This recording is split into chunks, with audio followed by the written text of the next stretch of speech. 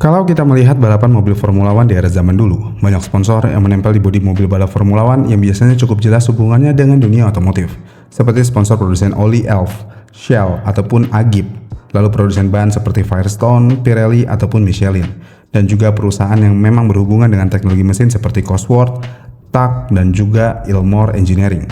Tapi di era sekarang, kalau kita melihat grid Formula One modern, kita akan melihat banyak sponsor yang jauh lebih beragam. Seperti ada perusahaan software ataupun teknologi seperti HP ataupun Oracle, brand fashion seperti LVMH, Puma, dan juga Hugo Boss, ataupun perusahaan bank digital seperti Revolut dan juga Nubank. Bahkan ada beberapa sponsor di mobil Formula One yang bisa dibilang tidak relevan dengan dunia otomotif, seperti sponsor coklat dari KitKat, ataupun sponsor kosmetik dari Charlotte Tilbury atau Wella Professionals. Dengan demikian, muncul sebuah pertanyaan buat ajang balap Formula One yang ada era saat ini. Kenapa sponsor yang nggak ada hubungannya dengan otomotif semakin banyak dan juga bisa masuk ke balapan Formula One? Jadi untuk menjawab hal ini, kita harus melihat dulu bagaimana Formula One berubah dalam satu dekade terakhir. Jadi di era dulu, Formula One itu adalah salah satu olahraga balap mobil yang sangat kompetitif dan juga sangat bergengsi. Sedangkan untuk di era sekarang, Formula One sudah masuk dalam industri hiburan global. Dan perubahan besar ini mulai terasa sejak tahun 2017 ketika Formula One dibeli oleh Liberty Media, yang mana setelah diambil alih, arah bisnis Formula One berubah secara signifikan.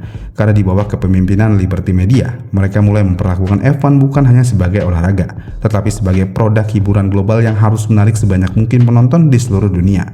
Dan mereka juga membuat gebrakan besar untuk mewujudkan rencananya tersebut dengan cara memperluas kalender balap, memperkuat distribusi digital, dan meningkatkan exposure ke pasar baru seperti Amerika Serikat dan juga Timur Tengah. Dengan adanya perubahan strategi ini, ternyata ini punya efek besar terhadap balapan Formula One, karena hal ini bisa langsung menghasilkan jumlah penggemar yang meningkat, popularitas yang naik, dan yang paling penting nilai komersial F1 melonjak tajam. Bahkan di perubahan strategi ini, pendapatan sponsor Formula One bisa langsung mencapai miliaran dolar per tahunnya, yang menjadikan balapan Formula One ini adalah salah satu olahraga dengan pemasukan sponsor terbesar di dunia. Dan ketika sebuah olahraga menjadi sangat populer, hal ini tentu aja banyak sponsor yang akan datang untuk menampilkan brandnya di mobil balap Formula One. Dan sponsor-sponsor itu tidak peduli apakah mereka menjual produk yang relevan dengan balapan tersebut atau tidak, karena mereka hanya akan melihat audiens dari ajang balap Formula One itu sendiri. Dan hal ini adalah menjadi poin penting kenapa banyak sponsor yang tidak relevan dengan balapan Formula One di era sekarang. Yang dimana dengan Formula One memiliki ratusan juta penggemar di seluruh dunia dan angka ini terus bertambah setiap tahunnya. Ini tentu aja membuat brand apapun yang ingin dikenal secara global akan melihat Formula One sebagai tempat yang sangat strategis untuk beriklan.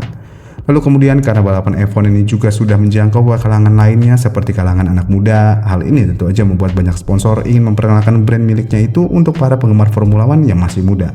Sebagai contoh seperti sponsor dari perusahaan bank digital yang ingin dikenal generasi muda, dan juga sponsor mainan seperti Lego ataupun Hot Wheels yang selalu ingin menunjukkan kalau brand ini juga menyediakan figuran ataupun mainan yang bisa kalian koleksi. Bahkan karena segmen penonton balapan ini saking luasnya, banyak pengamat yang menunjukkan kalau sponsor dari sektor konsumen dan bukan otomotif saat ini lebih mendominasi kemitraan di Formula One. Dan semua hal ini bisa terjadi karena olahraga ini sudah menjangkau audiens yang lebih luas dan juga lebih muda. Kemudian selain dari itu, di bawah Liberty Media, Formula One juga sudah rubah image-nya dan diposisikan sebagai premium lifestyle brand. Dan perubahan ini dianggap cukup penting dan juga cukup berhasil mengubah tampang baru dari ajang balap Formula One. Karena ketika sebuah olahraga berubah menjadi lifestyle brand, sponsor yang masuk tidak lagi terbatas pada industri terkait. Dan brand-brand lifestyle seperti jam tangan, pakaian, bahkan makanan dan minuman sudah bisa masuk dan cocok menjadi sponsor resmi di balapan Formula One. Karena mereka ingin diasosiasikan dengan citra eksklusif, modern, dan juga elit yang sangat identik dengan balapan Formula One modern.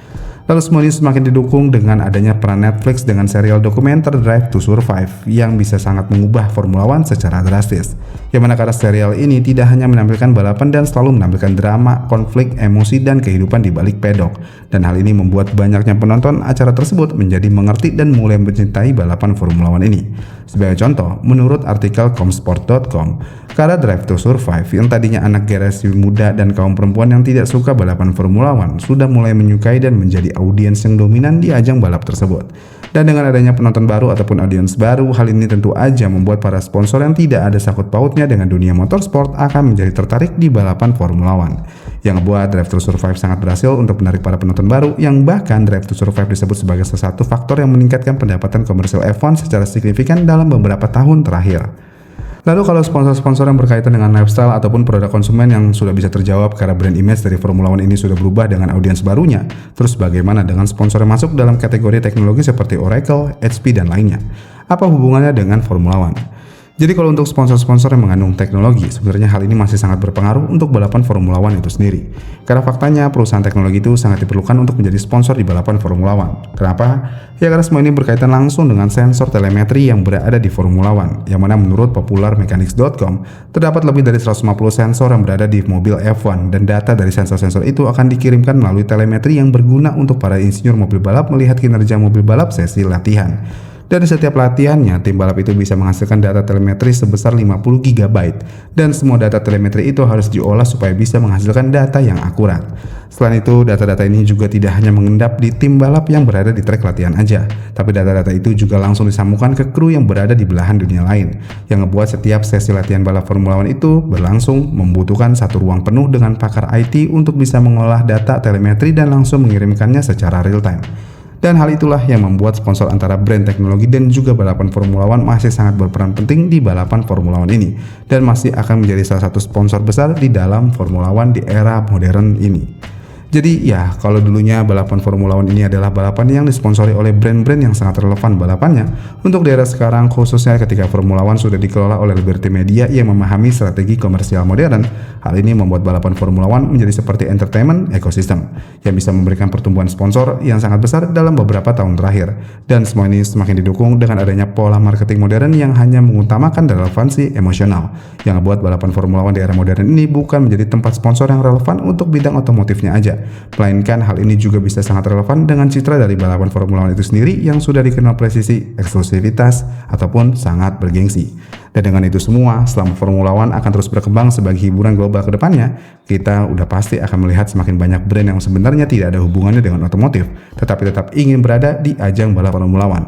Karena emang di Formula One era saat ini yang dijual oleh balapan Formula One bukan lagi hanya soal kecepatan, melainkan lifestyle, glamour, dan keeksklusivitas adalah hal yang dapat diperlihatkan di ajang balap ini.